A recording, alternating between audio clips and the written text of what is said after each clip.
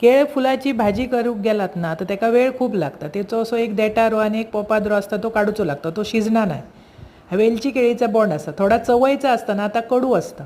तर आमका वळखाक येणार नाही, ते भाजीवालीच ओळखीची असत त्यांच्याकडसून घ्यायचं, नाही तर एक एक भाजी एकदम कडू होता. आणि या घरगुती असल्या कारणानं आपल्याक सवय असा त्याची भाजी एकदम चविष्ट लागते. तर असं व्यवस्थित त्याचो देठो आणि पोपादरो करायचो आणि असं चिरून ना पाण्यात टाकून ठेवायचं, म्हणजे राब जाता, काळी होणार नाही भाजी. नाही तर एक एक काळी कुट्ट होता. थोडी लोक ताकात भिजवून ठेवतात, मी पाण्यातच ठेवते.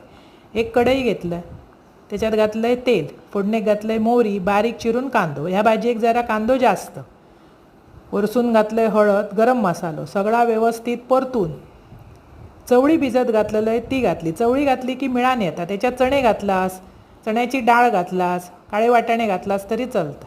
व्यवस्थित भाजी घातलं आहे पिळून, नुसती पाण्यात घालतो म्हणान ती पिळून घालायची. वरसून मीठ आणि किंचितसो गूळ, जरा झगधगीत पाणी घालायचं आणि झाकून शिजाय. अप्रतिम चव येता भरपूर खोबरा घातलास काय. अशी करून बघा, ही चपाती भाकरेबरोबर एकदम भारी. डब्याक पण दिलंय बरोबर ताकाची कढी आणि भात भाजी एकदम बरी लागतं. अशी करा, खावा, आवडतली आणि आवडल्या चॅनल सबस्क्राईब.